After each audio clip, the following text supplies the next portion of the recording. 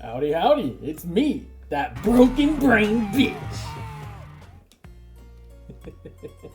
I love doing that. And welcome to my new channel. This is where all my political and social commentaries will reside, starting with this one, or maybe the other one about the civil rights movement. I don't know which one will come out first. I'm making them both at the same time, which isn't the most organized way of doing things, but whatever. Don't hate me. Don't at me. Anyways, after all this time avoiding it like the plague, I watched an episode of Jubilee. YouTube has been recommending it to me for at least a week on my front home page. In the setup, one progressive versus 20 conservatives was appealing to me. So I bid. And I have some opinions. No further ado, let's dive right in. Yeah, boy. Okay, so the first thing I want to acknowledge is that while Sam Sedar was trapped in a room surrounded by 20 adversaries and it had a clock on him, I am here in my room, snug as a bug in a rug, able to stop and take breaks if I wanted to. You get the picture. So, any criticisms I have of Sam's performance should be taken with a grain of salt, because the pressure he was under was immense. Even so, he did pretty well for the majority of the episode.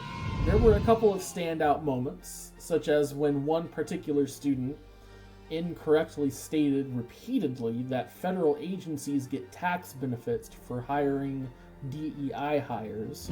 Dude, If you could pay them less? listen, we're talking about government agencies that do not get tax cuts. Government agencies, They don't. no, Yes, these are, they do. They absolutely do. As Sedar reiterated numerous times, federal agencies don't pay taxes in the first place. government agencies don't pay taxes. Government agencies operate are funded by the government. That is not true. That is not true. And you know what? I think the whole juxtapose of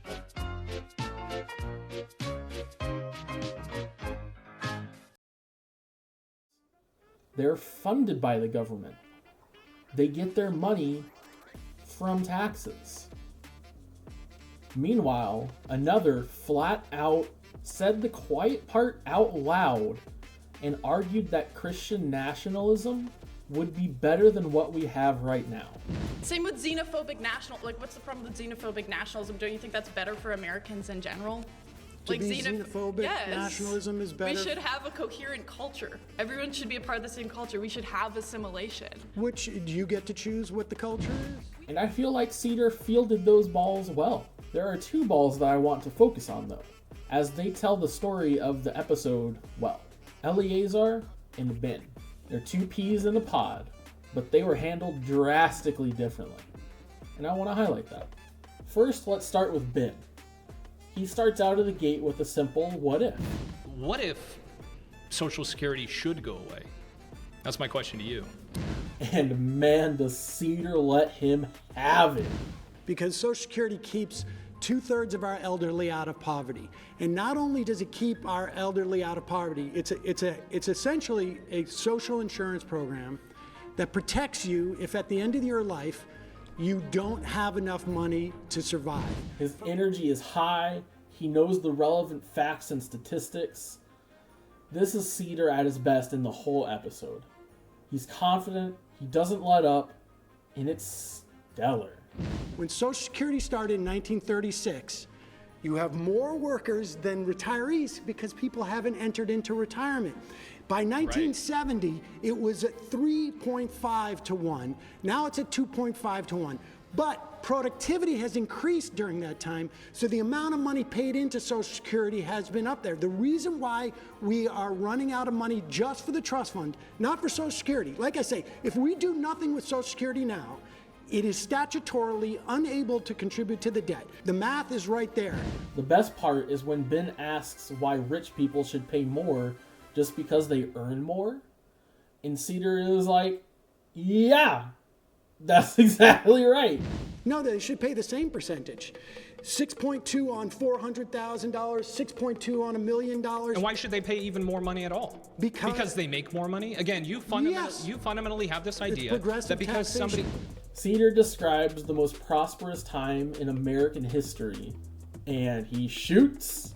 If you made over $470,000 in 1955, every dollar you would make above that was taxed at 90%. So I have a question. 90 cents on every dollar was taxed above 470. So if we had in today's dollars, which is wild, by the way. But and it's also the greatest expansion we had of the economy. Yeah, you can. And he scores. It's a slam dunk. What strikes me as odd is his lack of a substantial response to the allegation that Nordic countries are failing now after 50 years of boom time. Yeah, you can expand for a time, and then you see places, you see like Nordic countries that were like, oh, let's tax the hell out of our rich people, right? And then they go, whoops, we messed up. We can't actually live off of our terrible. We basically are able to live off our economic boom that they had between like the 40s and the 90s, and then we have to revert all of that because we made a terrible choice and we were able to have a party for 50 years until we realized we ran through all the money that capitalism got us. So let me ask you real quick. So the average... He just looked absolutely dumbfounded. Like he looked like, just the look on his face. He was so taken aback by that allegation that he couldn't form any words. He just gave him this look of like, what the fuck are you talking about? We realized we ran through all the money that capitalism got us. So let me ask you real quick. So the average...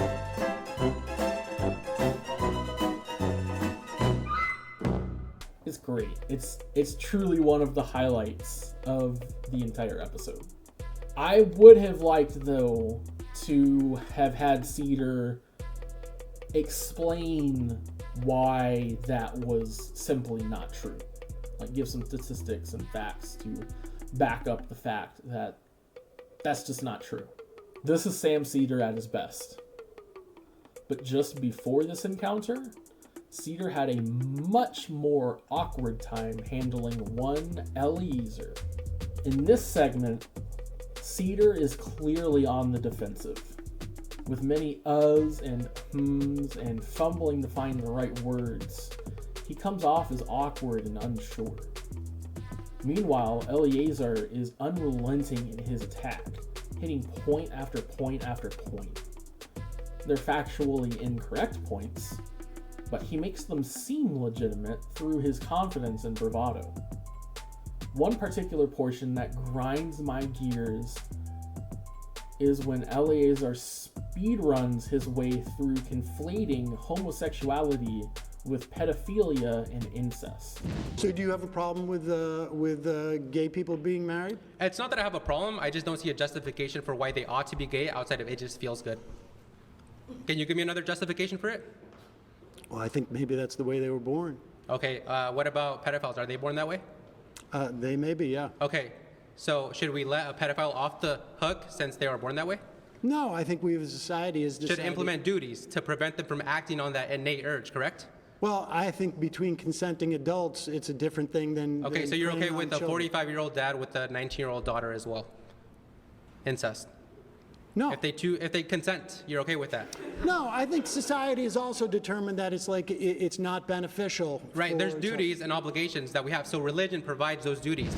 Sedar doesn't come down hard enough to counter these blatant falsehoods and lets himself be run over by this hard-headed fundamentalist.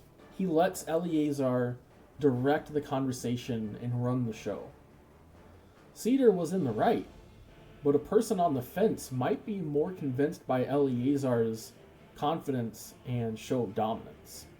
Eliezer keeps asserting that Sedar must hold certain beliefs that no rational person would believe, demanding that he apologize for them.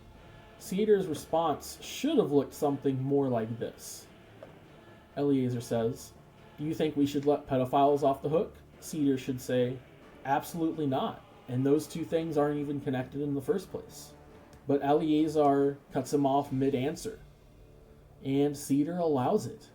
He should have played the Uno reverse card and brought up the fact that all religions are man-made.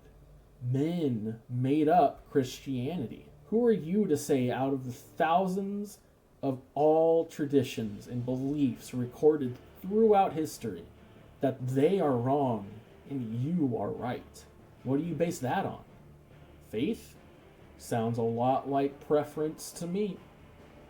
But alas, Sedar kind of drops the ball here. Say I love you. No one can bat 1,000. So, what do I conclude from this?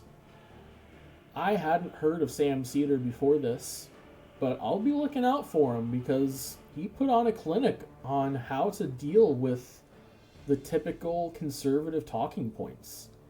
Massive respect to Sedar for taking on such a challenge. And that's all she wrote. If you made it this far, you're a fucking legend. And I hope that your coffee is always the right temperature. Good luck and have fun out there, y'all. And I'll see you in the next vid.